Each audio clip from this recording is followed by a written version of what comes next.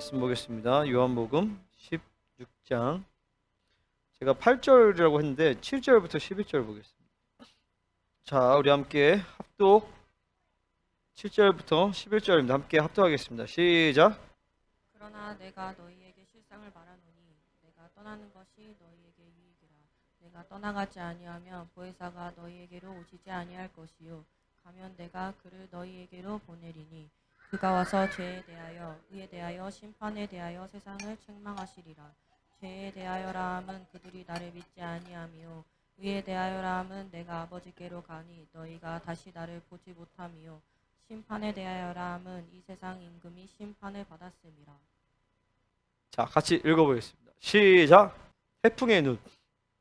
자, 영성의 기초 시리즈에서 우리 KCC 진리체계 중에서 많은 주제별 말씀이 있어요. 수평적 진리체계가 있고 수직적 진리체계가 있고 주제별 진리체계가 있다라고 제가 지난번에 다 말씀드렸어요.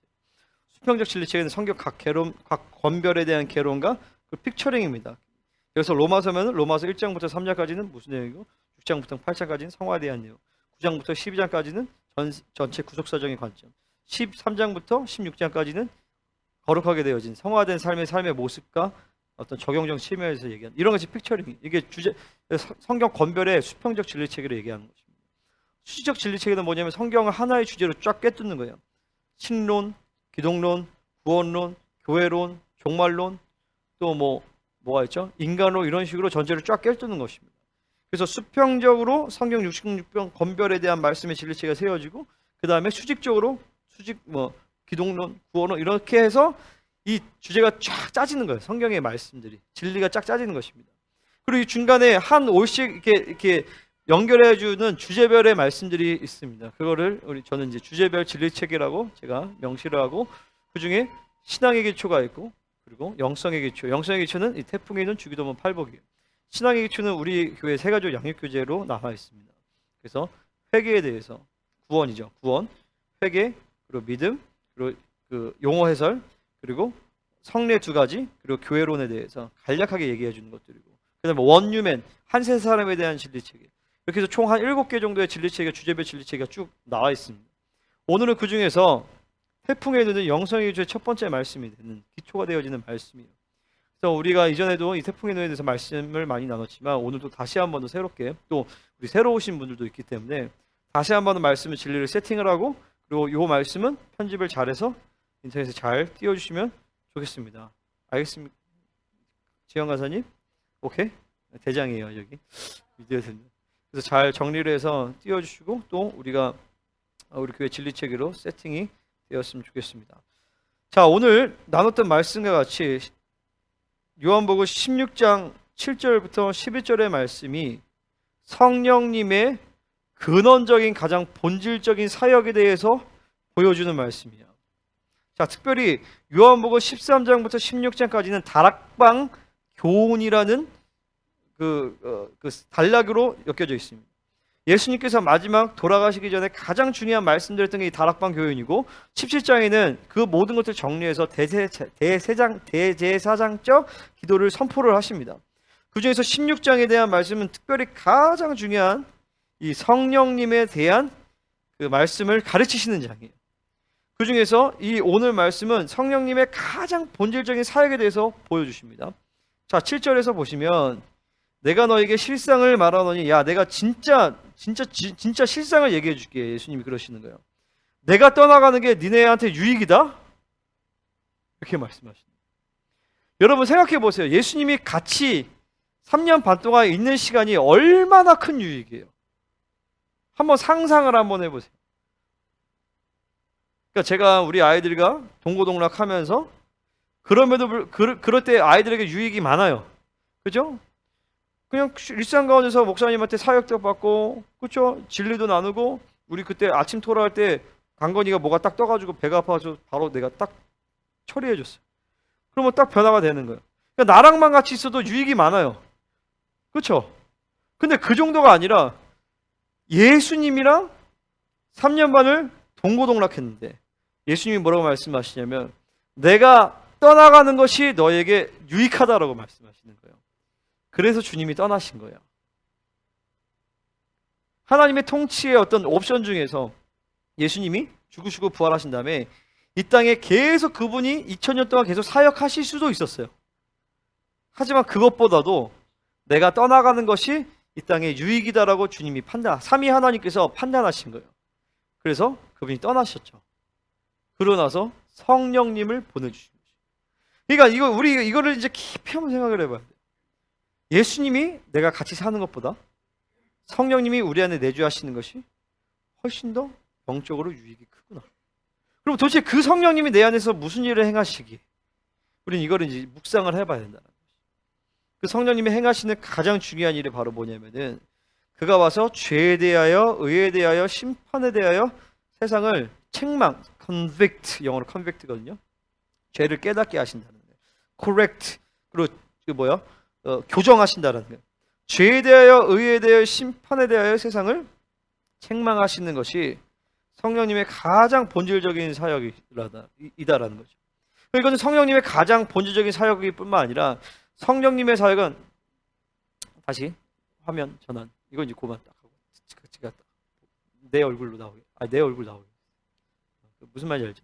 딱 잠깐 보고 딱 띄우고. 알았지? 왜냐면 화면에는 저게 오래 나오면 지루하잖아. 영찬이 알았죠? 그러니까 성령님의 내주하시는 성령님의 본질적인 사역일 뿐만이 아니라 삼위 하나님께서 우리를 사역하심에 있어서 성령님을 통하여서 사역하신단 말이죠. 그죠? 예수님이 직접 우리 가운데 거니시기도 하겠지만 그렇게 하시기보다도 성령으로 우리 안에 내주하시고 임재하셔서 예수님이 성령님을 통하여서 당신의 사역을 우리 가운데 행하세요. 그러니까 성부 하나님의 역사도 마찬가지예요. 성부 하나님의 역사도 성령님을 통하여서 우리에게 역사하십니다. 여러분, 우리가 예를 들어서 방언으로 기도한다, 아니면 뭐 통변을 한다, 아니면 은사로 사역을 한다고 할 때 은사를 operate, 적용하게 하시고 작용하게 하시는 성령님이에요. 하지만 그 은사 사역에 있어서 기름을 부어주시는 것은 성부 하나님이에요. 그리고 그 모든 것 가운데서 당신의 긍휼과 사랑으로 하게 하시는 것은 성자 예수님의 역사예요. 이 모든 것들을 내 안에 계신 성령님께서 조율을 하신단 말이죠. 그러니까 죄에 대하여, 의에 대하여, 심판에 대하여라 함은 이 모든 것이 삼위 하나님께서 우리 가운데 역사하시는데 그것을 성령님께서 내 안에 계신 내주하신 성령님께서 이것을 정렬시키고 막 조정하고 코디네이트 하시면서 삼위 하나님이 내 안에서 사역을 하실 수 있도록 그분이 역사하시는 거죠. 아멘입니까? 특별히 죄에 대하여라 함은 가장 핵심이 죄를 들춰내시는 역사는 성령님의 역사예요. 성령님이 들춰내셔서 회개케 하시고 그리고 그분 예수님께서 우리를 천거하시고 삼위 하나님 그 성부 하나님께로 우리 인도하셔서 우리를 정결하게 하신단 말이에요. 우리에게 능력을 주세요. 그래서 의에 대하여라 함은 의가 다시 돌아가요. 이때 예수님이 움직이시고 아버지께서 역사하시고 심판에 대한 권세를 할 때 심판에 대한 권세를 주신 것은 성부 하나님이세요. 하지만 그 심판에 대한 권세까지 우리를 중보하시는 예수님이시죠. 그리고 심판의 권세로 나타나게 하시는 분은 성령 하나님이세요. 그러니까 죄에 대하여, 의에 대하여, 심판에 대하여 이 모든 것이 삼위 하나님의 역동성 가운데서 우리 안에 드러나시는 성령님의 본질적인 사역이다라는 것이에요. 아멘. 그리고 이것은 또 더 나아가서 하나님께서 만물을 다스리시고 통치하시는 세 가지 본질적인 어떤 디멘션을 보여주는 거예요. 하나님의 통치는 1차적으로 죄에 대하여라 함은 이렇게 역사하십니다. 그러니까 여러분, 우리의 삶 가운데서 어떤 역사가 일어날 때 나는 여기서 어떤 문제가 일어났다. 그러면은 딱 첫 번째가 이거예요. 죄에 대하여 먼저 이것을 점검을 해봐야 돼요. 죄로 인한 문제인 것이다. 얼마 전에 우리 여기 김조 집사님들 뺑소니 났잖아요. 그래서 딱 그것을 기도할 때 먼저 뭘 점검하면 죄에 대하여라 함은 점검하는. 내가 딱 기도하는 것인데 이건 죄에 대하여라 하면서 문제가 없어요. 뭐냐면 죄로 인한 결과가 아니라는 거예요. 이 부분 제꼈어요. 오케이. 그럼 뭐냐면은 하나님의 뜻은 무엇이냐면은 죄에 대하여 하라면 이 부분 통과됐잖아요. 의에 대하여가 선포되는. 그 의에 대한 하나님의 뜻이 무엇인가? 하나님의 의지가 무엇인가? 이거에 대해서 하나님적인 해석이 무엇인가? 하나님께서 이 지금 학교 시작하고 중요한 시점 가서 마음을 빼앗기기 위해서 원수들이 공격을 한 거예요. 그 심판에 대하여라 하면 이 부분이 돌아가는 거죠. 그죠? 그러면 순서적으로 심판에 대하여라 하면 그래서 원수들의 전략을 파악했어요. 원수의 전략을 파쇄시켰어요. 그 다음에 의에 대하여라 하면 어떻게 돌아가느냐? 이게 믿음과 성숙함으로 반응하게 하는 것이. 그러면 모든 문제는 이런 부분에서 이제 문제가 해결이 됩니다. 무슨 말인지 아시겠죠? 그러니까 죄에 대하여라, 의에 대하여, 심판에 대하여는 하나님께서 만물을 통치하시는 근본적인 원리 가운데 원리예요. 그래서 가장 먼저 죄에 대하여 하람에 대해서 죄에 대한 죄의 문제를 해결해야 돼요. 죄의 문제가 해결되면 의에 대한 문제가 이제 부각이 돼요. 순서적으로 그러니까 뭐 죄, 심판, 의 뭐 왔다 갔다 할 수도 있겠지만 거의 항상 죄의 심판의 순서가 거의 진행이 되게 돼 있어요. 제가 예전에도 간증 많이 했지만 우리 집 휘호가 태어날 때 산소를 먹고 태어났어요. 그러니까 이제 얘가 갑자기 이제 호흡이 곤란해가지고 얘가 빨리 나서 우리가 제왕절개를 했단 말이죠. 문제가 왔어요. 그럴 때 하나님 앞에 엎드렸어요. 하나님께서 내 죄에 대해서 지적을 하세요. 그래서 죄에 대하여 함은 이 부분이 먼저 드러납니다. 나의 조급함과 내가 성령의 음성을 따라가지 않는 것에 성령께서 나에게 조명하시는 거예요. 회개했어요. 회개했더니 하나님의 의가 풀어져요. 하나님의 약속의 말씀을 붙들게 되는 것이 평강의 아들이다. 평강을 주세요. 그러고 나서 나머지 심판에 대하여는 크게 신경 쓸 것도 없어요. 원수죄 전략과 계획도 뭐 이거 별 신경 쓸 거 없어요. 그러니까 죄의 심판에서 풀어지니까 하나님께서 이 부분에서 나를 새롭게 하신다면 뭐냐면 모든 상황과 환경 가운데서 하나님이 우리를 만나주시는데 그 만나주시는 스타일이 바로 죄의 심판에 대한 이 세 가지의 디멘션을 통해서 우리를 만나주신다는 거예요. 할렐루야. 자, 그래서 먼저 서론을 이렇게 보도록 하겠습니다. 태풍의 눈의 특징에 대해서 보기를 하는데 그럼 왜 태풍의 눈이냐? 이것은 뭐 제가 이름을 지은 건 아니지만 왜 태풍이 눈이냐면 태풍이 막 강하게 불지만 그 태풍의 강도를 결정하는 것은 태풍의 눈에 있거든요. 그 눈의 압력이 강할수록 태풍의 강도가 커지는 것이. 이 태풍은 뭘 얘기하냐면 임재하시는 성령님의 역사를 얘기해 주는 것이. 태풍의 눈은 내주하시는 성령님의 역사를 얘기해 주는 것이. 다시 말해서 태풍의 눈의 압력, 내 안에 내주하신 성령님이 이 죄의 심판에 대해서 알게 하시는 그 역사가 강력하게 자리 잡을수록 우리 주변에서 역사하시는 임재하시는 성령님의 역사가 강력하게 일어난다는 것이죠. 아멘입니까? 자, 내주하시는 성령의 장악만큼 임재하시는 성령의 역사가 나타나는 것입니다. 자, 따라하겠습니다. 내주하시는 성령의 장악만큼 임재하시는 성령님의 역사가 나타난다. 중요한 것은 임재가 아니라 내주라는 것이죠. 그러니까 성령님과 말씀으로 완전하게 내 심령이 장악되는 만큼 나를 통해서 역사하시는 하나님의 역사가 더 자유롭게 드러난다는 것이에요. 그 내주하시는 성령님께서 나를 완벽하게 장악하는 방법이 바로 이 말씀인 것이죠.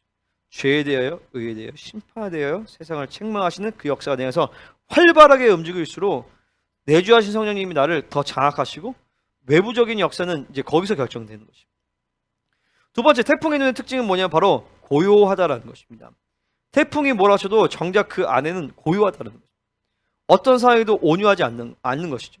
성령님께서 내 심령을 장악하실 때 나타나는 그 모습 중에 하나가 뭐냐면은 내 심령에 고요함이 있어요. 요동함이 없어요.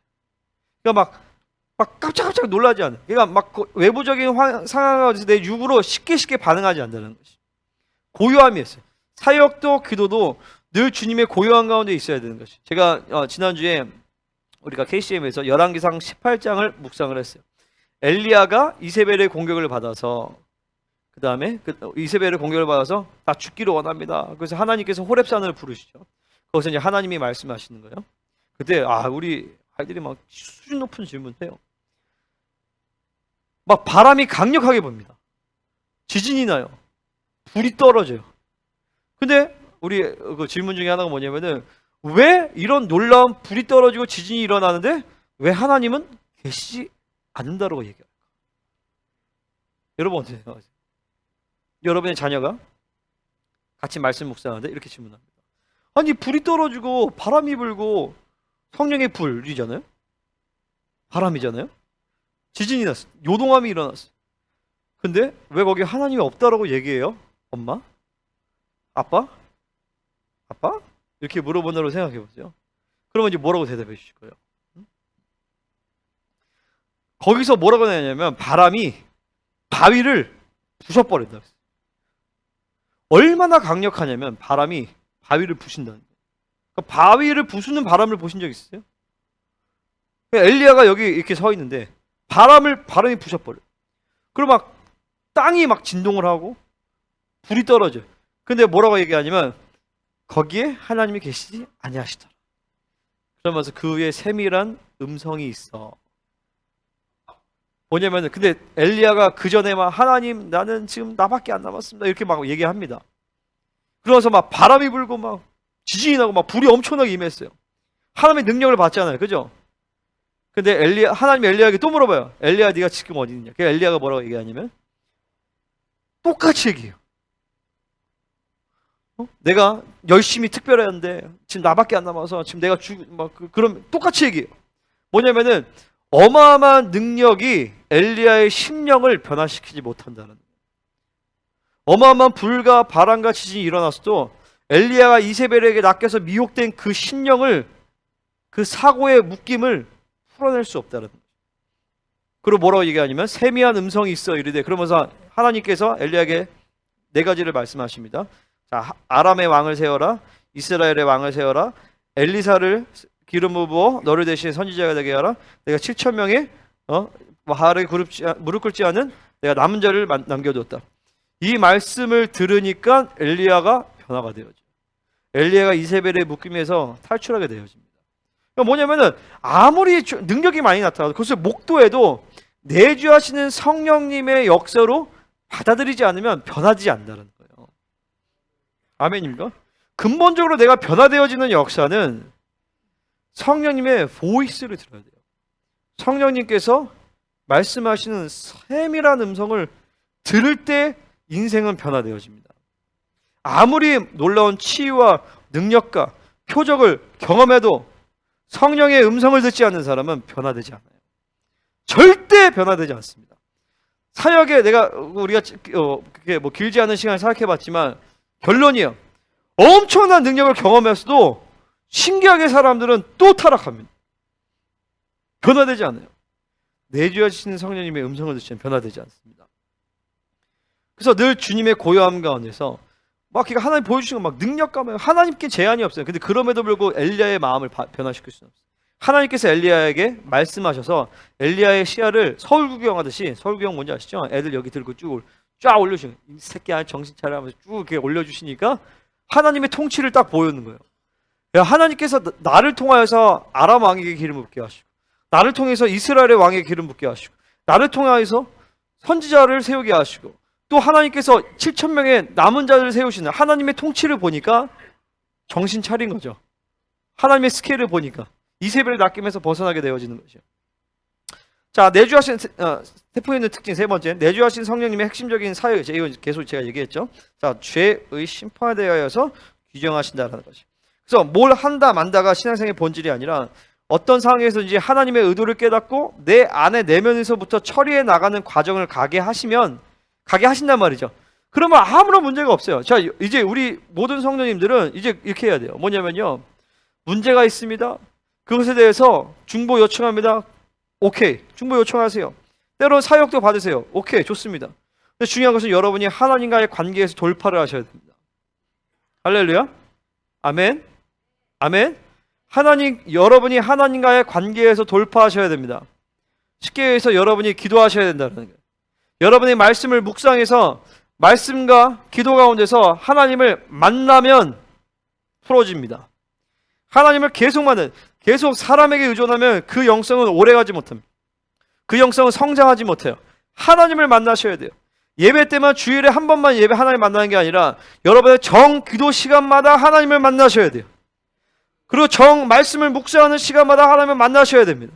신기하게 똑같이 상황은 변화되지 않아도 하나님을 만나면 내 생각이 변하면 내 심령의 변화가 되어가지고 성령님을 경험하고 그분의 음성을 들으면 내가 변화되어지면 주변의 문제는 그 문제가 되지 않게 돼 있어요. 그게 늘 지금 보면 아직도 이걸 이해를 못하는 분들이 꽤 있어요. 여전히 뭐 상황이 오면 요동하게 되어지고, 그 요동할 문제가 아니거든. 하나님의 음성을 들어봐야 돼요. 그러니까 늘 매일매일 주님을 만나는 그 시간이 있어야 돼. 할렐루야. 여러분에게 자, 처음부터 3시간 4시간 기도하라, 2시간 반 기도하라 이렇게 얘기하지 않습니다. 30분이든 10분이든 관계없이 하루에 정해진 시간을 하나님 앞에 드려서 주님의 음성을 듣고 주님 앞에 기도하는 시간을 가지시기를 바랍니다. 우리 다음 세대도 마찬가지예요. 알겠습니까? KCM 할렐루야. 아멘. 아멘. 여러분과 하나님과 독대하는 시간이 있어야 돼. 반드시요. 정해진 시간. 그리고 그 시간에 하나님과 약속하는 시간. 그래서 계속 그 시간에 주님을 그러니까 그렇게 하나님을 만나서 돌파해야 되는, 그것이 한 번, 두 번 몸에 배면 어떤 문제에도 이제 다 돌파가 가능한 거지. 그러다가 너무 힘들다. 그러면 공동체를 모여서 한번 중보해주면 다 풀어져 버려요. 그게 귀한 거 아닙니까? 여러분, 이 시대의 성도들의 문제가 뭐냐면 하나님을 만나지를 못해요. 하나님을 만나지 못한단 말이에요. 하나님은 매일 1년에 한 번, 겨우 어쩌다 한 번 만나는 게 아니라 하나님은 매일 만나셔야 됩니다. 하나님을 만나지 못하면 그만큼 내 영혼은 묶이게 되는 것이에요. 자, 이제 본격적으로 죄에 대하여 보겠습니다. 여기서부터 죄에 대해서 길어요. 자, 죄에 대하여. 자, 한번 우리 9절 한번 읽어보겠습니다. 시작.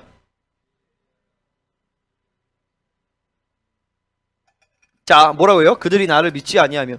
자, 죄에 대한 본질을 얘기해 주는 거예요. 예수 그리스도를 믿지 않는 것이 죄의 본질입니다. 자, 성령님은요, 죄에 대하여 이것에 제가 5가지 정도로 얘기하겠습니다. 자, 첫 번째 따라하세요. 성령님은 우리의 모든 행동에 대해 규정하십니다.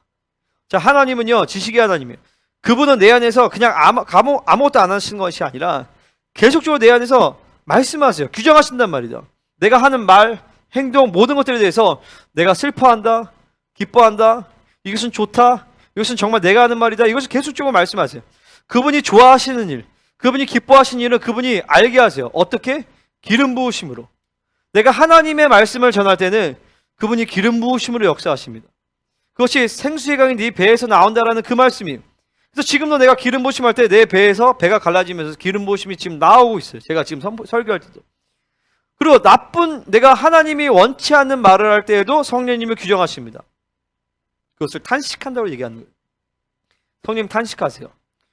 아휴, 저건 아닌데. 저런 말을 안 했으면 좋겠는데. 저거는 나의 본질이 아닌데. 이렇게 계속 그분께서 말씀하신다는 거예요. 그거를 그분께 집중하지 않으니까 성령님의 탄식을 못 듣는 것뿐이지, 매 순간 모든 행동, 말과 내 생각의 뿌리까지도 성령님은 다 규정을 하신다는 거지. 왜 그러냐? 우리를 사랑하시기 때문에. 성령님의 뜻은 홀리 스피릿, 성결하게 하시는 영이에요. 우리를 계속적으로 거룩하게 하시는 분이에요. 어떻게 거룩하게 하시느냐? 죄를 계속적으로 들춰내십니다. 계속 죄를 들춰내시고 죄를 포기하게 하시고 죄를 없애시는 분이시라는 거예요. 그래서 계속적으로 성령님과 깊은 교제를 하게 되어지면서 우리는 그분과의 깊은 교제 안으로 들어가게 되어지는 것이죠. 그래서 두 번째로 성령님의 특징은 바로 죄에 대한 책망이에요. 자, 성령님은요, 두 번째, 성령님의 특징은 죄에 대한 책망입니다. 성령님은요, 죄를 매우 싫어하시고 민감하세요. 죄에 대해서 즉각적으로 정죄가 들어요. 그러니까 죄를 알게 하신다는 거죠. 그럴 때 성령님께 우리의 마음을 오픈하고 그 규정을 받아들일 때 성령님께서 내 안에서 회개하는 영으로 역사를 하시는 거예요. 그러니까 신앙생활은 근본적으로 회개의 원리예요. 회개를 하는 만큼, 회개가 깊어지는 만큼 우리는 예수님을 닮아가게 되고 있어요. 할렐루야. 성령님의 규정을 받아들일 때에 죄에 대한 하나님의 슬픔과 죄의 심각성과 용서의 은총을 알게 됩니다. 그렇죠? 그냥 단순히 이게 보세요. 지정의가 있어요, 인간에게.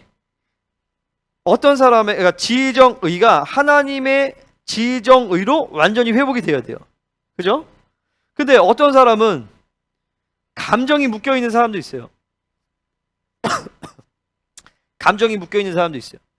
잘 안 웃는 사람, 웃지 않는 사람, 기쁨의 감정, 행복의 감정을 느끼지 못하는 사람은 대부분 감정에 의해서 묶여 있는 분들. 근데 여러분, 지식도 중요해요. 지식가 묶여 있으면 하나님의 말씀을 깊이 못 깨달아요. 지식에 대한 묶임도 풀어줘야 돼요. 그죠? 감정의 묶임이 풀어져야 기뻐할 때 기뻐하고 사랑할 때 사랑하고, 이 감정의 영역에서 가장 핵심은 사랑이에요. 이 감정의 묶임이 풀어지지 않으면 사랑을 그냥 머리로만 이해할 수밖에 없어요. 이 의지에 대한 묶임이 풀리지 않으면 무기력합니다. 그러니까 의지가 풀어진 사람은 하나님이 이거다라고 할 때 즉각적으로 움직이는 사람은 의지가 풀어진 사람이에요.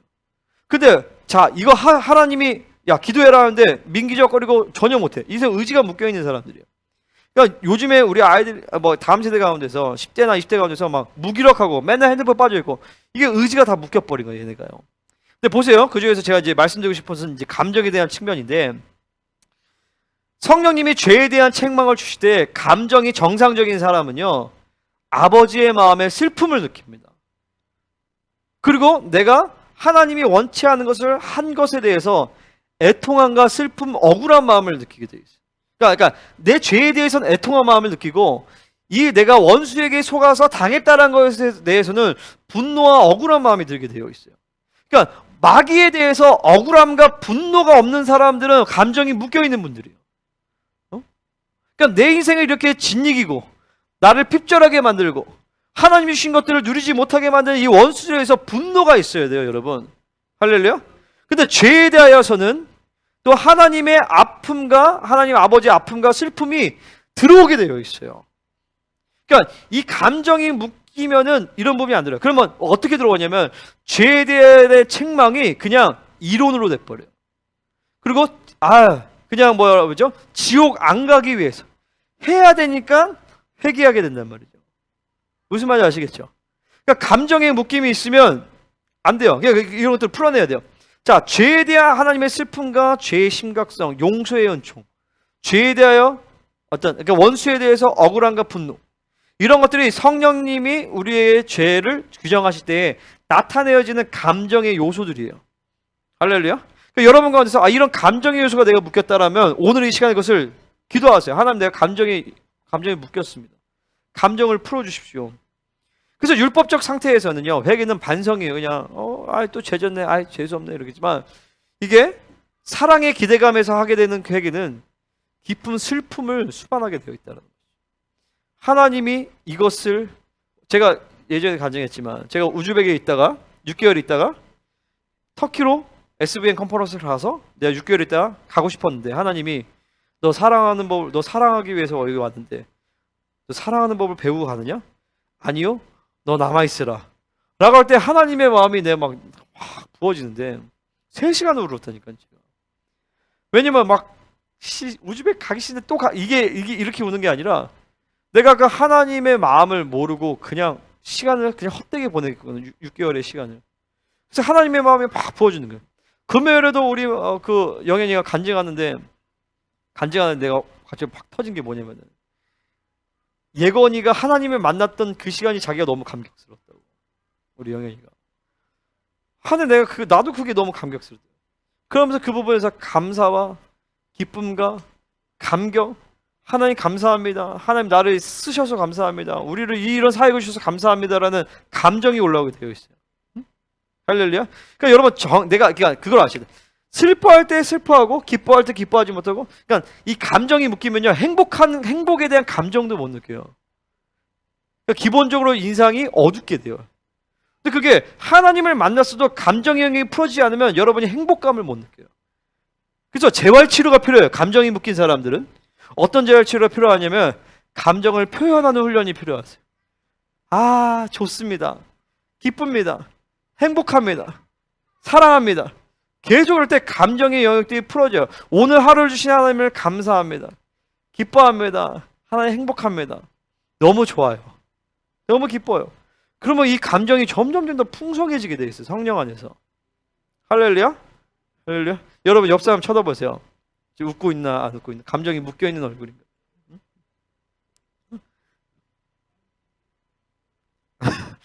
웃으신 거죠, 집사님? 할렐루야?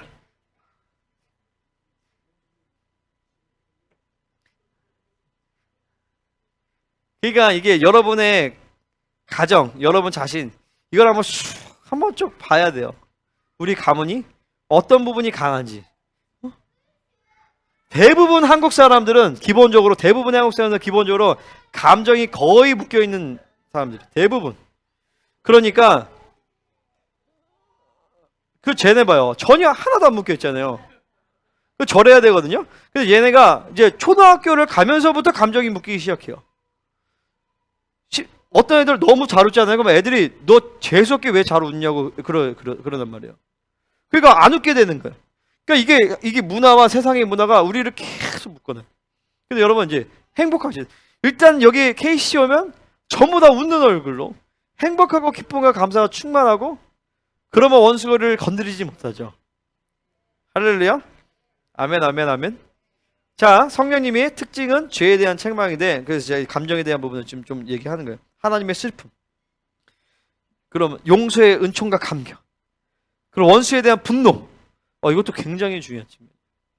내가 죄를 지은 것에 대한 억울함. 막 이런 부분들. 왜 내가 이 죄를 졌을까? 애통함. 이런 감정이 여러분 감정이 수반되지 않으면 회개가 자꾸 율법적으로 형식적으로 돼버려요. 이 감정의 요소가 굉장히 지정의 중에서 감정의 요소가 굉장히 중요해요. 감정이 풀어지지 않으면요 하나님을 인격적으로 못 만나요. 그러니까 지식적으로만 만나 자꾸 그러면. 의지적으로만 하나님의 뜻은 막 한다고 막 하는데 감정적으로는 막 하나님의 사랑과 그의 따뜻함과 이런 걸 못 느껴요. 그래서 자꾸 그러면요 이제 극률대 그러니까 보세요. 팔복의 심령 중에서 의와 극률이 같이 들어와야 되거든요. 너무 의만 강하게 되는 거예요. 극률이 같이 들어와야 돼. 사랑과 극률이 같이 들어와야 돼요. 자, 성령님은 그러면 어떤 것을 죄를 규정하시는가? 자, 성령님이 죄를 규정하시는 범위에 대해서 보기를 원합니다. 자, 첫 번째로는 말씀에 있는 것들에 대해서 죄를 규정하시죠. 예를 들어서 안식일을 범하지 말라. 안식일을 범하면 죄죠, 그죠? 성령이 없으면 들을 것도 없어요. 11조에 대해서 이것도 성경에 나와 있죠. 미워하지 말라. 이것도 성경에 나와 있죠. 근데 대부분 이 성경에 나와 있는 것들에 대해서 성령님은 죄에 대해서 규정을 하세요. 그리고 때로는요 말씀에 있지 않은 죄 역시 성령님께서 규정하십니다. 예를 들어서 담배 피지 말아라. 성경에 안 써져 있잖아요, 그죠? 그러면 담배 피셔도 되겠네요, 그죠? 노래방 가지 말아라. 성경에 안 나와 있잖아요. 노래방 가셔도 되겠네요. 여러분 그거 아셔야 돼요. 모든 노래와 춤은요 다 종교적인 의미를 가지고 있습니다. 그거 아셔야 돼요. 모든 노래와 춤은 다 영적인, 그러니까 이 노래와 춤, 가무 이런 문화는 문화 컨텐츠잖아요. 이것은 영감을 통해서 만들어진 것들이에요. 그럼 그 영의 뿌리가 무엇인지를 봐야 돼요. 그 영의 뿌리가 성령이 아니다. 물론 내가 성령 충만하면 때로는 저 푸른 초원 이해하면서 10편 23편을 묵상할 수도 있겠죠. 무슨 말인지 아시겠죠? 근데 지금 세상의 문화가 고도화되면서 내가 세상의 가요와 문화와 막 이 더러운 영이 한 것들을 할 때 나도 모르게 거기에 경배로서 나아가야 된다는 거예요. 여러분 막 요즘 애들이 막 BTS나 막 이렇게 하면서 콘서트에서 얘네가 막 이렇게 막 하면서 얘네가 은혜를 받아요. 그 스피릿을 받는단 말이죠. 그러니까 스피릿을 받으니까 얘네가 막 가수들의 공연 가서 얘네가 우는 거예요. 은혜 받아서 쉽게 얘기해서. 그러니까 한 번에 콘서트 가면서 얘네가 그 세상의 영을 확 뿌려진단 말이죠. 그러니까 노래방이나 이런 것도 다 마찬가지예요. 거기서 세상의 가요를 하면서 거기서 자기 나름대로 그러니까 우리로 따지면 이거 개인 경배 시간이에요. 개인 경배. 혼자 가서 한다. 그러면 혼자 개인 경배하는 거를 세상에 대해서 경배하는 거죠. 세네 명이서 같이 한다. 그러면 셀 그룹을 이제 노래방에서 세상 그룹에서 이제 하게 되어지는 거죠. 그게 굉장히 심각해요. 그러니까 세상의 문화와 노래, 이거 성경에 안 나와 있지만 성령님이 그래서 싫어하십니다. 싫어하세요. 그러니까 왜 우리는 지금 KCM에서 TV를 학부모들 조건이에요. TV 없애야 돼요. 왜냐면 세상의 문화와 경향성이 계속적으로 들어오게 돼요. 그러면 성경에 TV 보지 마라 이렇게 나와 있지 않지만 TV를 통하여서 세상의 문화가 받아들이면 성령님이 그것을 싫어하신단 말이에요. 세상의 문화와 가치관들이 계속적으로 들어오게 되어 있어요. 여러분 그거 아셔야 돼요. 그러니까 성령으로 살지 않는 것은 다 다른 영으로 살게 되어지는 것이에요. 그러니까 이렇게 얘기하는 건 믿음으로 하지 않았기 때문에 믿음으로 하지 않은 것은 나를 믿지 아니하며 죄에 대하면 그들이 믿지 나를 믿지 아니하며. 로마서 14장 몇 절이지? 13절인가? 어디 써 있더라? 14장 24절에 믿음으로 하지 않는 것은 다 죄니라 이렇게 얘기했어요. 쉽게 얘기해서 오늘 여러분 숨 쉴 때 믿음으로 쉬십니까? 성령 충만. 믿음으로 밥을 드십니까? 믿음으로 화장실 가셨습니까? 믿음으로 하지 않았다라면 죄다라는 것이. 성령님은 이런 것들에 대해서 우리에게 죄를 규정하신다라는 것이죠. 네가 말할 때 성령으로 하였느냐? 믿음으로 하였느냐? 그렇지 않다면 내 삶의 모든 것 가운데서 성령님께서 사실은 죄로 규정을 하시는. 그러니까 죄로 규정하기보다도 자 민수기에서 보면 그런 얘기가 나와요. 자 죄와 부정이 같아요, 달라요? 옆 사람에게 물어보세요. 죄와 부정이 같은가? 대답해 보세요. 죄와 부정이 같습니까, 다릅니까? 네? 죄와 부정이 같아야 달라요. 민수기서나 레위기서나 이런 데 보면 죄와 부정에 대한 규정이 달라요. 죄는요, 여러분이 하지 말아야 될 것을 하는 것이 죄입니다. 부정은 뭐냐면 내가 아무 잘못을 안 해도 지연이가 갑자기 옆에서 죽었어. 미안. 시체가 됐어. 그러면 부정을 타요. 여러분이 아무런 죄를 지지 않아도 갑자기 막 지나가다가 막 죽은 참새가 탁 나한테 맞았어. 그러면 나는 부정해집니다. 부정은 죄가 아니에요. 하지만 부정하면 그 부정을 씻어야 돼요.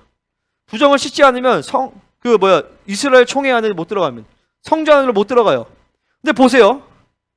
민수기서를 잘 읽으면 뭐라 나오냐면 부정을 씻지 않으면 그것이 죄로 규정이 됩니다. 여러분이 세상과 접촉할 때 죄를 짓지 않아도 계속적으로 부정이 묻게 되어 있어요. 계속적으로 부정이 묻습니다. 그것을 씻지 않으면 그것이 우리의 심령 가운데 죄로 자리 잡게 되어 있어요. 그러니까 근본적으로 성령으로 살지 않으면 내 안에서는 계속적으로 세상의 묶임과 원수들의 이런 전략들과 이런 것들 계속적으로 묶이게 된다는 거예요. 여러분 자 보세요. 우리 주변에 신앙생활하는 분들을 보세요. 정말 하나님 앞에 신실하고 거룩하게 신앙생활을 몸부림치는데 안 돼요. 왜 안 되느냐?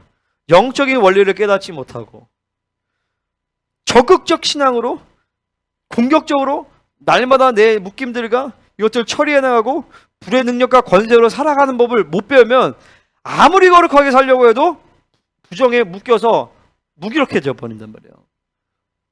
그러니까 제가 그런 얘기 하잖아요. 우리 부모님들과 교회의 착각이 뭐냐면은 우리가 잘못해서 다음 세대를 잃어버린 게 아니다라는 거예요. 우리 얼마 전에 오셨던 그 집사님 두 분도 자기네 교회에 다음 세대들 자기네 애들 4명 빼고 다 나갔다는 거예요.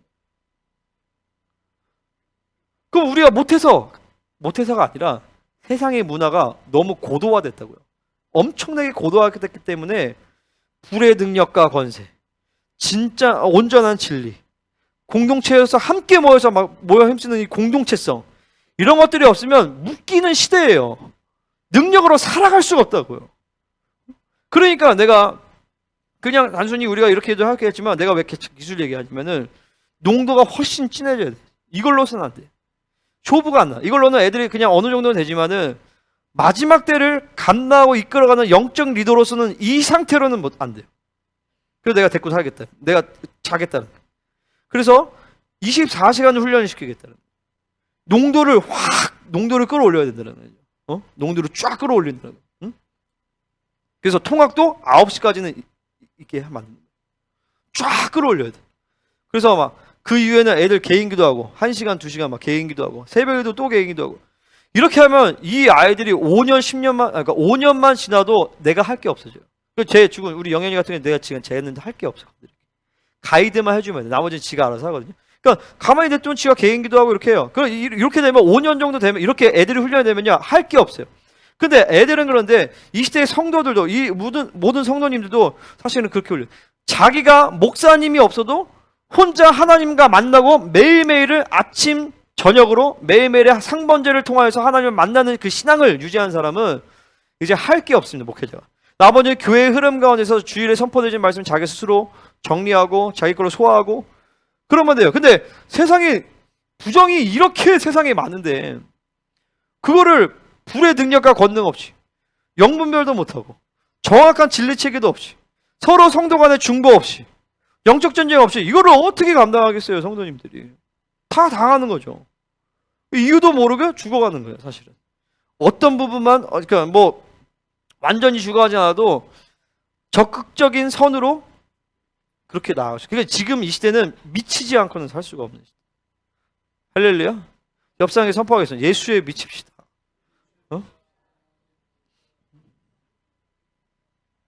그러니까 제가 이번 주 거의 한 이틀인가 빼고 여기서 잤는데 유아실에 잤어요. 근데 멀쩡한 집 놔두고 왜 여기서 내가 자려고 하겠어요? 근데 여기서 자니까 기도하고 싶을 때 나와서 기도하면 돼요.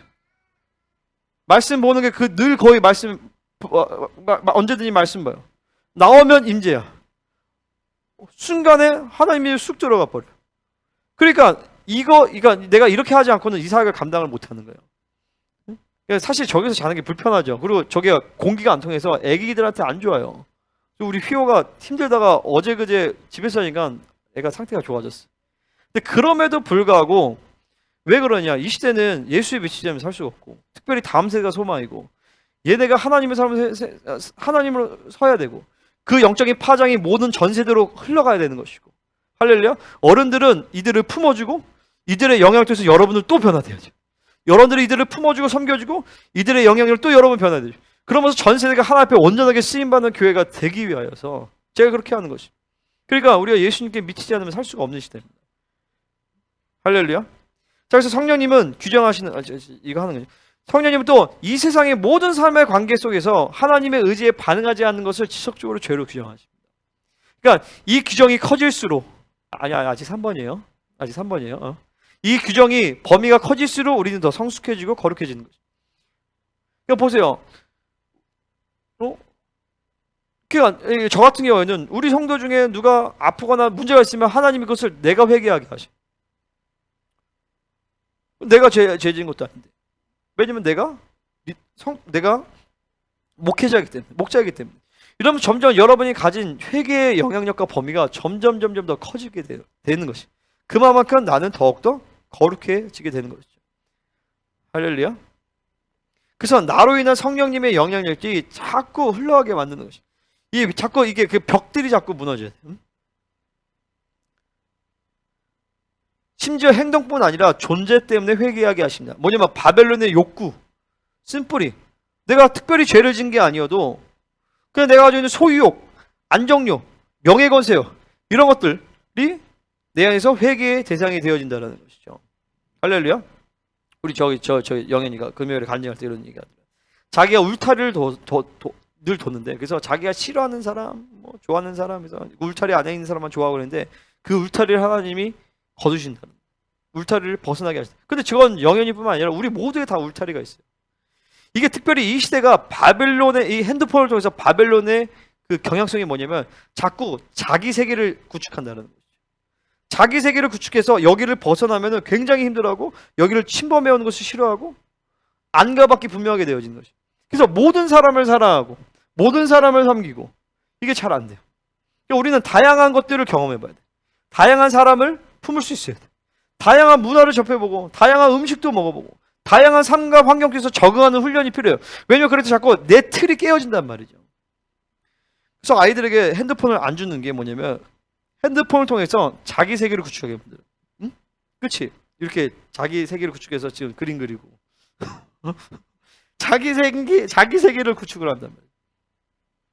그래서 공동체 생활을 해야 된다는 거예요. 초대교회의 모습은 공동체 생활이에요. 공동체를 생활하면 죄가 자꾸 드러납니다. 그러니까 죄가 드러나는 그 방편이 있어요. 첫 번째는 뭐냐면 말씀이 불이 강하게 임하면 죄가 드러납니다. 말씀이 강하게 임하면 죄가 드러납니다. 다 성령님의 역사예요. 또 뭐냐면은 공동체에서 부딪히다 보면 죄가 드러납니다. 그러니까 적당하게 그냥 일주일에 한 번만 와가지고, 우리 일주일에 한 번만 오시는 분들 제가 뭐라고 하는 게 아니에요. 무슨 말인지 알죠? 종교적인 형식에서 그냥 그게 아니라 계속 부대끼면서 같이 살아보면서 그러면 이게 죄가 드러나게 돼 있어요. 이것들을 죄가 드러나는 것을 감추면 안 돼. 들춰내야 돼. 들춰내면서 회개할 때 그 사람이 그게 처리가 되는. 그래서 공동체가 투명해야 되는 것이에요. 아멘입니까? 그러니까 여기서 우리가 애들 막 같이 자면 투명할 수밖에 없지요. 그죠? 투명해야 돼. 죄가 자꾸 드러나야 되는 거예요. 죄가요. 자, 그러면 죄를 성령님은 왜 규정하시는가? 이걸 보기를 원합니다. 자, 죄를 규정하시는 이유는 뭐냐면은 바로 우리가 죄가 없는 존재이기 때문에 그래요. 죄와 관계가 없는 존재이기 때문인 것이죠. 자, 사탄은요, 세상, 세큘러를 통하여서 셀프를 낚시질합니다. 셀프가 죽으면 사탄의 피싱에, 사탄의 낚시질에 안 넘어가게 돼 있죠. 그죠? 중요한 것은 세상도 아직 멸망하지 않고 사탄도 아직 멸망하지 않아요. 그러니까 내 셀프가 죽는 것이 가장 중요해요. 자, 죄는 내가 원래 옛사람밖에 없었지만 예수 그리스도를 믿음으로 말미암아 내 안에 새 사람이 내가 거듭났죠. 내 영이 거듭난 것이요. 내 영이 거듭나서 내가 새 사람으로 태어난 거죠. 그래서 새로운 피조물이 되었어요. 하지만 안타깝게도 내 인격이 다시 죄를 선택할 때 내 안에 옛사람이 살아나게 돼 있단 말이죠. 그래서 죄는 내 안에 옛사람이 짓게 되어 있어요. 그것도 나예요. 하지만 회개는 옛사람이 회개하는 것이 아니라 회개는 새 사람이 회개를 해요. 그래서 성령님께서 우리에게 죄를 규정하실 때는 옛사람한테 얘기하는 것이 아니라 새 사람인 나에게 이것은 죄야라고 얘기해 주는 거예요. 그러니까 왜 죄를 규정하시냐면 내가 새 사람인 것을 알려주시기 위해서 죄를 규정하시는 거예요. 할렐루야. 그러면서 새 사람에게 야 이것은 죄야 라고 하면서 옛사람의 분량을 깨닫게 해주시는 것이죠.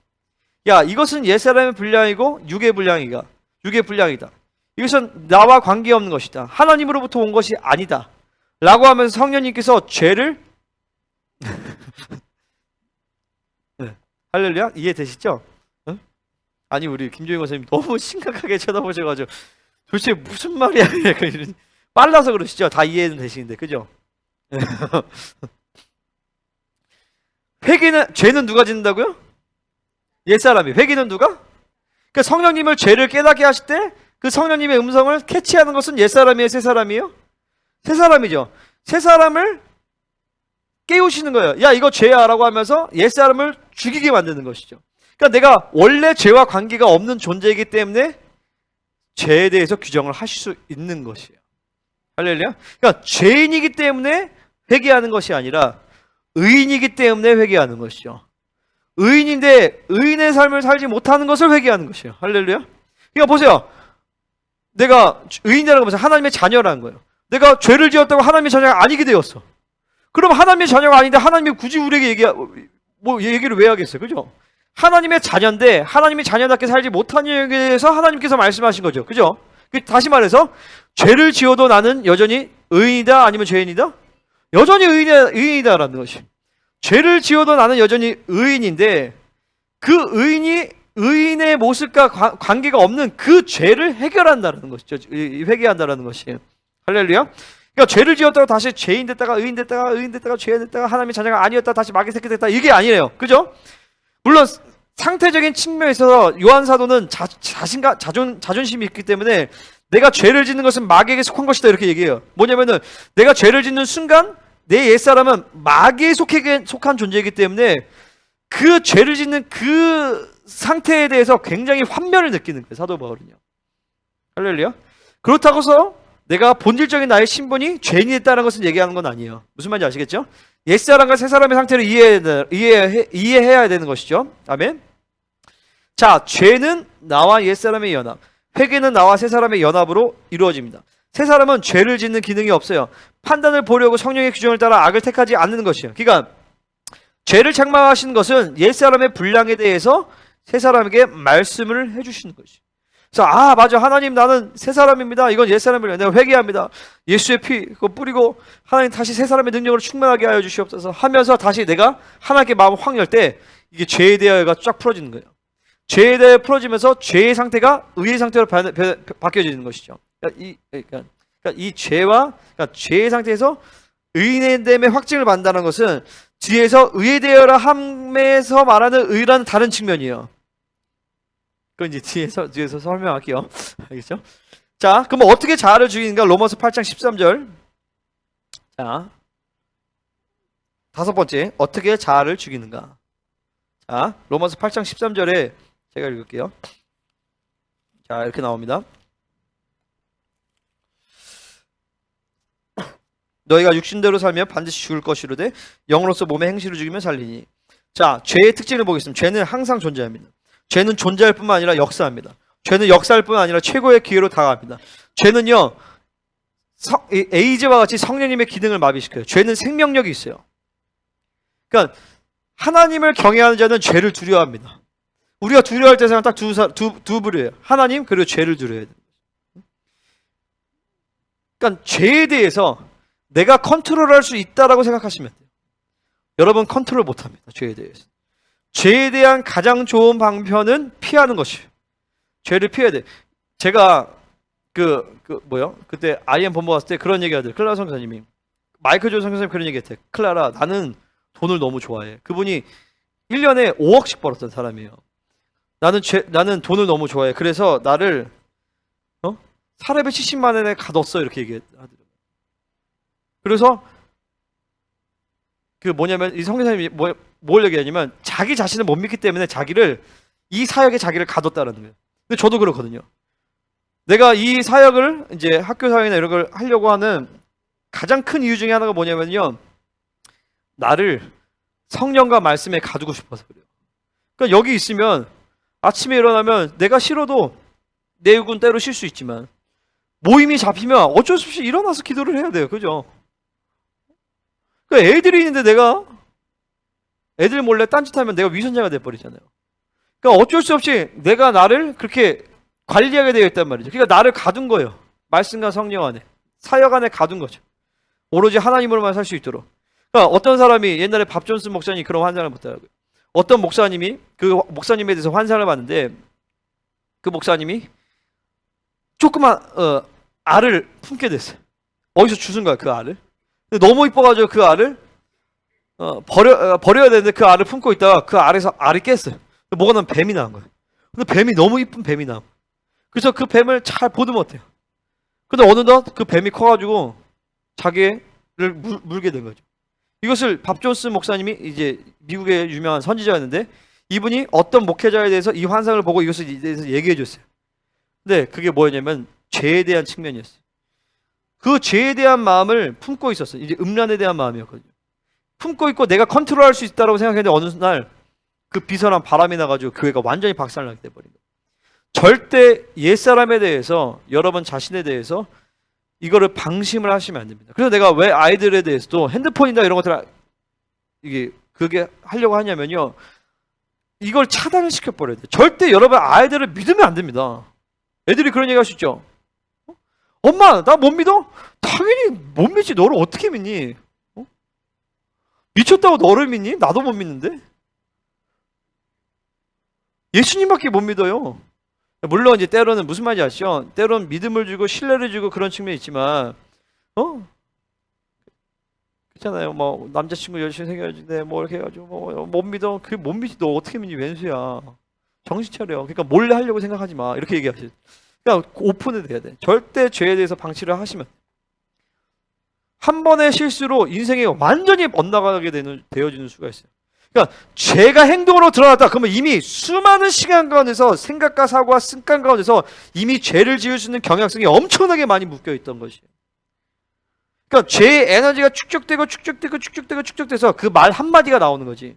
그 말 한마디가 쌓여서 그 행동이 나오는 것이지 절대 그런 행동이 그냥 나오는 것이 아니에요. 그러니까 우리가 지금 다루고자 하는 것은, 우리 성도님들이나 우리 다음 세대나 다루는 것은 행동을 규정하는 것이 아니에요. 생각을 규정하고 그 생각의 뿌리, 영적인 태도를 얘기하는 것이죠. 애들 보고 밤낮, 야 얘들아 그 청소 똑바로 해라, 공부 똑바로 해라, 밤낮 얘기해도 애들은 말을 안 듣게 돼 있어요. 그래서 내가 요즘에 뭘 얘기하냐면 하나님이 너를 보고 계셔. 하나님이 너를 보고 계신다. 매 순간 하나님께 예배를 드려. 청소를 그냥 대충 하지 마. 하나님께 예배를 드려. COG 춤추는 거 아니야. 하나님께 예배 드리는 거. 자습하고 이런 건 넌 나를 속일 수 있지만 하나님은 못 속여. 그게 쌓여서 호람되어 하나님 앞에 산다라는 그 생각이 들어오면 아이들의 심령은 변화되어지게 되어 있습니다. 행동 규정을 하는 그것은 아주 저차원적인 교육이에요. 자, 우리는 뿌리를 봐야 돼요. 뿌리로. 육신대로 살면 반드시 죽는다. 이것은 뿌리를 얘기하는 것이죠. 똑같이 육신으로도 여러분 기도할 수 있어요. 육신으로도, 육체로, 사륵스로도 여러분 어떤 봉사할 수 있습니다. 하지만 중요한 것은 그것이 성령이냐 육체냐는 다른 문제. 그러니까 육신대로 사는 것은 영의 생각에 반대예요. 그러니까 이것은 행동의 어떤 그 모습, 행위로는 구분이 안 될 수가 있어요. 중요한 건 뿌리예요, 뿌리. 어떤 뿌리로 하는가. 그러니까 다시 말해서 좀 쉽게 얘기한다면 기도와 말씀을 통하여서 하나님을 만나지 않고 하는 모든 행위는 다 육신으로 하는 거나 다름이 없어요. 그러니까 하나님을 매일매일 만나는 삶의 훈련, 기도의 시간, 기도 훈련, 말씀을 통해서 하나님을 만나지 않고 성령으로 살지 않으면요, 여러분의 삶의 전부는, 거의 대부분은 육신으로 산다라고 보시면 돼요. 내가 오늘의 하나님의 은혜의 분량이 없이는 여러분은 100% 육신으로 살아가게 되는 것입니다. 때로는 그 모습이 열심히 살아가는 모습으로 나타날 수도 있고, 때로는 그것이 봉사할 수도 있고, 때로는 그것이 뭔가 잘 될 수도 있겠지만, 성령과 말씀으로 하지 않는 그것은 육신으로 하는 것이에요. 그러니까 우리가 다루고자 하는 것은 뿌리와 본질을 얘기하는 것입니다. 그러니까 최대한 내 영혼을 방치하면 안 돼. 계속적으로 하나님으로 살 수 있도록 내 삶의 시스템과 환경을 만들어 가셔야 됩니다. 할렐루야. 할렐루야. 몸행실을 죽이라고 한단 말이죠. 내 삶의 모든 행동의 케이스마다 성령님의 규정을 따라 움직이라는 것이에요. 자, 때로는 우리가 어떤 사람이 나를 욕했습니다. 아니면 아이들이 말을 안 듣습니다. 그래서 내가 때로는 아이들한테 막 혼냅니다. 야, 이놈 새끼들아, 정신 차려라. 그때 성령님께서 규정하십니다. 너 혈기 부리지 말아라. 율법이다. 그럼 내가 죄에 대해서 회개를 해요. 죄에 대하여 말씀하십니다. 그 다음에 의에 대하여 뭐냐면, 자, 그 아이들의 상처를 보게 하고 하나님의 뜻과 의지를 발견하게 하십니다. 의에 대해서 움직이게 되어 있어요. 심판에 대하여라 하면 뭐냐면, 그 배어에 있는 영의 역사에 대해서 분별하고 그 원수들의 역사에 대해서 진멸하게 되어 있단 말이죠. 이게 매 순간순간마다 이런 죄의 심판에 대해 성령께서 말씀하시는 것들을 깨닫게 하실 수도 있겠지만, 많은 경우에는 이게 즉각적으로 안 돼요. 그러면 뭐냐면은 정기도 시간에 하나님의 말씀과 음성을 집중적으로 듣는, 하나님과 독대하는 시간 가운데서 성령님께서 이것을 하나하나 들춰내신단 말이에요. 왜 이런 사건과 환경과 이런 관계가 나에게 주어졌는가? 내가 그럴 때 말했을 때 성령님은 뭐라고 얘기하셨는가? 집중적으로 하나님과 독대하는 시간 가운데서 죄의 심판에 대한 하나 성령님의 역사하심을 경험하지 못하면 순간순간마다 삶의 현장에서 죄의 심판에 대한 하나님의 음성을 못 듣는단 말이죠. 할렐루야. 그러니까 뭐냐면, 기본적으로 여러분 기도하면 가장 먼저 시작되어지는 건 뭐냐면요, 죄에 대하여서 회개하는 것이. 하루의 삶을 쭉 점검하면서 그 사람이 나에게 불편해. 왜 그 사람이 불편하겠어요? 그 사람 자체가 아니에요. 여러분 가운데 판단이 들어왔기 때문에, 미움이 들어왔기 때문이란 말이죠. 그 판단과 미움은 왜 들어왔는가? 내가 죄를 선택한 것이, 원수들에게 속은 것이에요. 할렐루야. 여러분, 하나님은 절대로 우리의 마음 가운데 그 누구도 미워하고 이간되기를 원하지 않으십니다. 할렐루야. 자, 여러분, 그래서 우리가 죄 지은 자를 사하여 주옵시고라고 얘기할 때에 우리가 남의 죄를 용서한 만큼 우리의 죄를 사하여 주시옵소서라고 얘기를 해요. 뭐냐면요, 우리가 미움이 있으면 하나님 앞에 용서를 못 받습니다. 너희가 다른 사람들의 죄를 용서하지 아니하면 너희 하늘 아버지께서 너희 잘못을 용서하지 아니하시리라 이렇게 얘기한단 말이죠. 다른 사람의 잘못을 저는 미워하지 않는데요. 근데 다만 좀 별로 안 좋아할 뿐이에요. 그게 미워하는 것이에요. 살인하지 말라. 미워하는 것은 곧 살인하는 것이니라. 미워하는 것은 뭐냐면 무관심. 그러니까 꼭 미워서 그 사람 죽이고 싶어가 아니라, 여러분, 사랑의 반대말은 무관심입니다. 무관심이에요. 그냥 신경 쓰지 않기 때문에 그어버리는 거죠. 이건 무관심이에요. 이건 미움이에요. 왜 그렇게 했어요? 이 사람과 나가 다르고 내가 마음에 안 들기 때문에 이 판단을 딱 그어버리는 거죠. 성령님은 그런 거에 대해서 굉장히 예민하게 사실을 다루십니다. 그래서 모든 관계성에서 내가 화평의 관계를 유지를 하셔야 돼요. 하나님과 화목한 자는 원수와 화목합니다. 원수를 사랑하라는 것은 뭐냐면 원수에 대한 규정이 우리에게 있지 않다라는 것이죠. 할렐루야. 그러니까 이 묶임들을 풀어내셔야 돼요. 이 묶임들을 용서하셔야 돼요. 그래서 뒤에서 이제 의에 대하여 하면 자 몸의 행실을 죽이라 라고 할 때 이런 거예요. 계속 기도 생활 가운데서 매 순간마다 이런 쭉 죄에 대해 심판을 하면서 이 사람과의 관계가 내가 불편한데 왜 그럴까요? 보니까 내 안에 판단이 들어왔어. 미움이 들어왔어.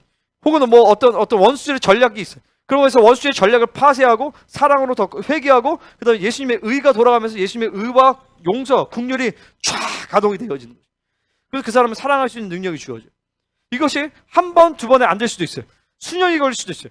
계속적으로 하면서 내 안에 죄를 없애고 미움을 없애고 판단을 없애고 용서와 긍휼과 용납이 쭉 가동되어지면서 더 이상 그 영역에서 이간과 미움과 원수의 묶임에 낚임에 내가 엮이지 않게 되는 것이죠. 심판에 대한 권세가 임하는 것입니다. 그런 사람이 이간의 영 떠나갈지어다, 모든 미움과 분열을 떠나갈지어다 하면 그때 원수가 도망갑니다. 내 안에 이 죄에 대한 영역들이 해결되지 않으면 심판에 대한 권세가 없다라는 것이죠. 이것이 사람과의 관계는 미움, 이간 이렇게 갈 수 있지만 돈에 대한 관계로 가면은 탐욕, 가난 이렇게 또 나아가요. 돈에 대해서도 여러분 돈에 대한 상처가 있고 돈에 대한 묶임이 있으면 돈과 화목하지 않는 것이에요. 왜 그럴까? 돈에 대해서 죄가 있는 거예요. 죄에 대한 뿌리가 있는 것이에요. 그것을 해결해야 돼요. 하나님 앞에 가서 죄에 대해 의에 대해 심판에 대해서 하나님 죄에 대해서 이 돈에 대한 문제가 있습니다. 하나님 그러면서 내 탐욕을 조명하십니다. 혹은 내 안에서 가난의 영을 조명하십니다. 죄악들을 해결합니다. 그러면서 내가 흘려보내는 삶을 살기를 결단합니다. 관리를 잘하는 삶을 결단합니다. 믿음으로 사는 삶을 결단하고 그것을 받아들입니다. 그래서 그 배후에 있는 탐욕, 가난, 이런 모든 물질에 대한 이 물건에 대한 붙잡고 있는 원수들에 대한 권세를 갖게 되어지는 것이, 이게 돈이면 돈이고 사람이면 사람이고 환경이면 환경이고 모든 삶의 역경 가운데서 어떤 사람은 앞에 나가는 것이 힘들어할 수 있어요. 그럼 왜 그럴까? 죄에 대해 의에 대해 심판에서 또 깨닫게 하시면 그 영역들이 풀어지면서 심판에 대한 권세를 갖게 하시는 것이죠. 할렐루야. 그러면서 이 말씀이 얼마나 중요하냐면 우리 삶 가운데 모든 묶임을 풀어내어지는 비밀이에요. 모든 묶임을 풀어내는 비밀이에요. 그러니까 자꾸 그러면 우리가 뭐냐면 다른 사람 핑계를 안 대게 되어 있어요. 내 환경 조상탄 안 하게 되어 있어요. 그죠? 문제는 내 안에서의 내 묶임을 풀어내면 되거든요. 성령님의 의지를 따라서 내 안에서 풀어내면 나머지는 다 풀어지게 되어 있다는 거예요. 죄에 대해 의에 대해 심판에 대해요. 그러니까 이게 쫙 들어오면 이제 쫙 자유해진 모든 사람과 화평이 돼요. 그러니까 문제가 오면 감사해요. 왜냐면 그 문제를 통하여서 나를 또 성장시키시는구나. 이 문제를 통하여서 문제를 발판 삼아서 주님께 달려가는 발판이 되어지는 것이, 주님 앞에 또 깊이 달려갑니다. 그러면 주님을 또 깊이 만나게 되어집니다. 주님을 만나는 만큼 우리는 또 새로워지고 죄의 심판에 대한 하나님의 권세를 갖게 되어지는 것입니다. 할렐루야. 자, 두 번째로 의에 대하여 얘기합니다. 여기서 의는요, 로마서의 의랑 좀 다른 측면이에요. 로마서의 의는 법정적 칭의거든요. 그러니까 뭐냐, 한 번도 죄를 없다라고 인정해 주시는 것이, 그 법정적 칭의는 실질적인 의로 우리를 인도하게 되어 있어요. 그러니까 그 의를 받을 때 실질적인 의인이 되는 것이에요. 실질적인 의인이 된단 말이죠. 이 요한복음이 말하는 의는요, 실질적인 의에 대한 측면을 얘기해줘요. 예수 그리스도로 옷 입는 것을 보여줘요. 그래서 요한복음에서 의에 대한 구절은 16장 18절과 10절밖에 안 나왔어요. 여기 구절밖에 안 나와 있어요.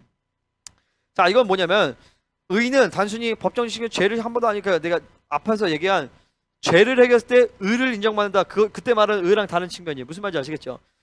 여기서 두 번째 의에 대하여 함은 내가 아버지께로 가니 너희가 다시 나를 보지 못함이요 라는 맥락에서 이해를 해야 돼요. 이 의는 뭘 얘기하냐면 예수님이 가셔서 보지 못하잖아요. 근데 의에 대하여서 보여주신다는 거죠. 다시 주님을. 뭐냐면 예수 그리스도의 전생애가 우리 가운데 드러나게 되어진다는 거예요. 예수님의 성품과 그분의 존재 방식, 그분의 겸손함, 온유하심, 그분의 능력, 권세가 드러나는 것이 의에 대하여. 뭐냐면 죄에 대하여가 해결되어지면, 예를 들어서 음란에 대한 죄가 해결되어진다. 그러면 음란에 대한 반대는 뭐예요? 사랑과, 그렇죠? 사랑이죠. 사랑, 뭐 정결함, 이런 것들이 의의 능력으로서 우리 안에 예수 그리스도의 성품으로 다가오게 된다는 것이.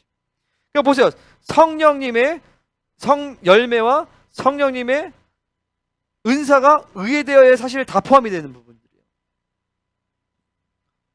할렐루야. 그래서 죄가 해결될수록 예수 그리스도가 더 크게 부각이 되어지고 관념적 예수가 실제적인 예수가 되어지는 것입니다. 그래서 그분의 성품 중에 가장 큰 특징은 바로 뭐냐면 섬김과 용서예요. 그러니까 여러분 혹시 가정 가운데, 여러분의 삶 가운데서 아직 해결되지 않은 관계성의 문제가 있다면 오늘 이 시간에 용서하시길 축원합니다. 판단을 회개하시고, 아무리 큰 상처가 있었다 할지라도, 아무리 내가 마음에 안 드는 가정뿐만 아니라 교회 안에서 혹은 내 삶 가운데서 정말 그렇잖아요. 우리 인생 가운데 항상 그 인간이 있어요. 항상 꼴보기 싫은 그 인간이 있어요. 집에도 있죠. 우리 집에는 없어요. 뭐 회사에도 있죠. 교회에도 있죠. 언제나 그런 그 인간이 있기 마련이에요. 없으시면 할렐루야. 봐, 할렐루야 하는 사람 없잖아요. 다 있어요. 왜 그러냐? 그 인간이 문제가 아니라 내 안에 그 인간이 문제인 거예요. 여러분 안에 옛사람이 문제인 겁니다. 왜 그럴까? 왜 품지 못할까? 왜 용서하지 못할까? 예수님이 나를 용서하셨는데, 하나님이 나를 용서하시는데, 내가 1만 달란트를 탕감받았는데 왜 300데나리 해가지고 왜 용서를 못하는가? 내가 1만 달란트를 용서받았는데, 내가 용서하지 못할 죄를 용서받고 영원한 사망에서 나를 생명으로 옮기셨는데 왜 나랑 조금 다르다고, 왜 좀 마음에 안 들다고, 왜 좀 나한테 상처를 줬다고, 왜 여전히 그게 싫고 믿고 거시기 할까? 왜 그럴까요? 보혈의 은총을 믿음으로 받지 못해. 그리고 아직 그것을 고집을 부리고 있기 때문에. 고집이요. 용서하기로 결단하면 용서의 심령이 부어집니다. 용서의 마음이 부어집니다. 여러분, 어떤 목사님이 이렇게 표현했어요. 미워하는 것은 따라하세요. 미워하는 것은 그 사람이 죽기를 바라면서 내가 독약을 먹는 것이다. 아, 그 사람이 죽기를 원합니다 하면서 독약을 지가 처먹고 있는 거예요. 그러니까 그 사람은 안 죽어요. 안타깝게도. 근데 착각하고 있는 거죠. 죽기를 원하면서 자기가 독약을 먹는. 그러니까 미워하면 누구 손에? 지 손해예요. 판단도 마찬가지예요. 판단을 하면 누구 손에? 지 손해예요. 그러니까 판단이 미움의 뿌리거든요. 판단을 하니까 미워하는 마음이 생겨요. 판단하니까 사랑할 수가 없는 거죠. 그러니까 그 판단의 마음이 풀어지자. 그래서 예수님이 뭐라 하냐면 뭐요? 그러니까 다른 판단하지 말라고. 로마서 16장에 어디 나오죠? 로마서 13장인가? 성화받은 삶의 모습을 얘기하면서 가장 먼저 나타나는 게 뭐냐면 판단하지 말라는 거예요. 왜 그러느냐? 판단을 하는 순간 즉각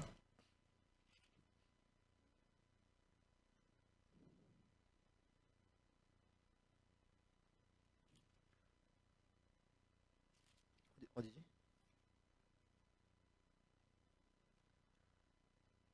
뭐 어쨌든 판단하지 마세요.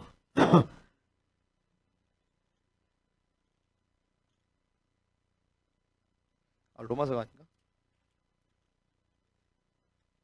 14장에 믿음이 연약한 줄 너희가 봤대. 그 의견은 비판하지 말라. 비판하지 말라는 것이죠. 형제를 비판하니 어찌하여 네 형제를 없이냐. 우리가 다 하나님의 심판대 앞에 서리라.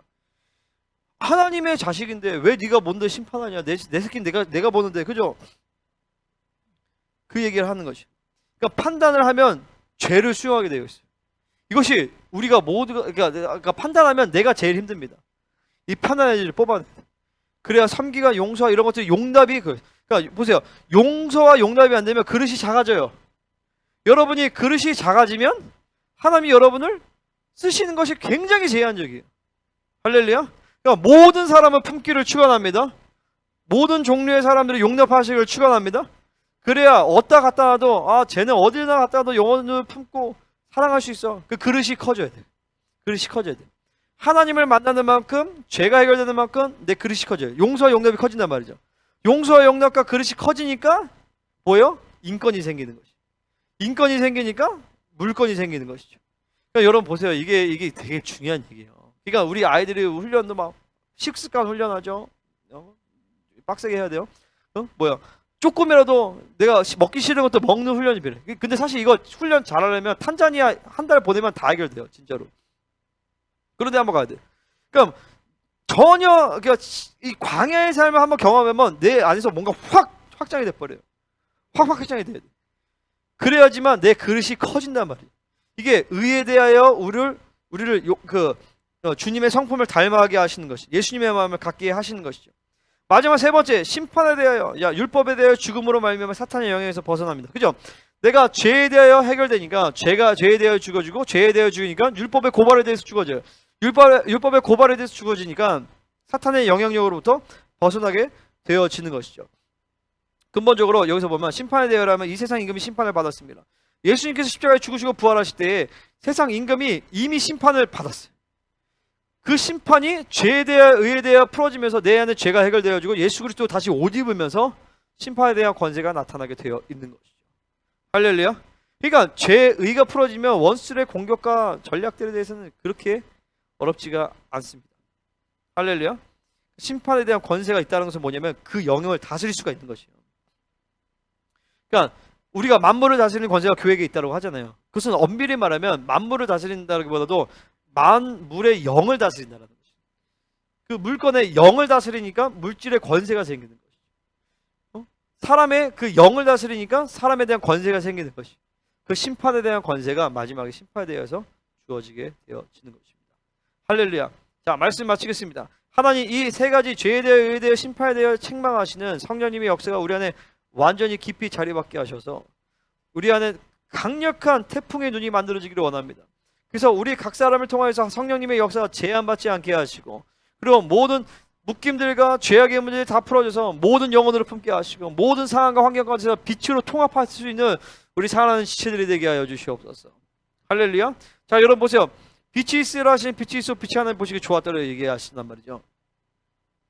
우리 아이들이 그런 질문을 했어요. 뭐냐면, 목사님 왜 사탄을 존재하게 하셨습니까? 근데 또 질문해 볼게요. 그럼 여러분 왜 육신을 입고 있습니까? 예수님이 죽으시고 부활하신 다음에 사르스를, 이 육체를 하나님이 거두셨으면 우리가 훨씬 신앙생활하기 편했을 거 아니에요. 그죠? 그럼 왜 육체를 두셨는가? 왜 마귀를 두셨는가? 그것은 뭐냐면요, 여러분, 내 안에 바이러스가 들어올 때 내 항체가 싸우면서 백혈구나 이런 것이 강해져요. 그러면서 더 몸이 건강해진단 말이죠.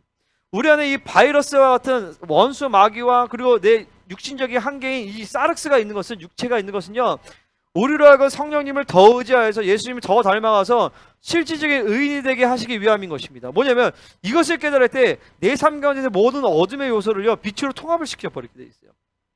빛과 어둠을 나눠서 나는 빛만 좋고 어둠은 싫다, 이게 아니라 빛 가운데서 어둠의 역사를 다 통합을 시켜버린다고요. 그러니까 어둠도 하나님의 뜻 가운데서 빛으로 나를 더 온전하게 빛되게 만드시는 하나님의 역사로 내가 사용할 수가 있는 것이죠. 할렐루야. 모든 삶 가운데서 죄의 심판에 대해서 책망하시는 성령님의 역사를 통해서 강력한 태풍의 눈이 여러분 가운데 만들어져서 성령님의 역사가 우리 각 사람을 통해서 일하시는 성령의 역사가 제한이 없기를 축원합니다.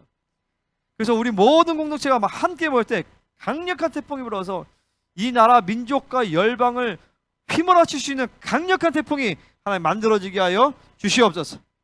아멘. 우리 같이 기도하겠습니다.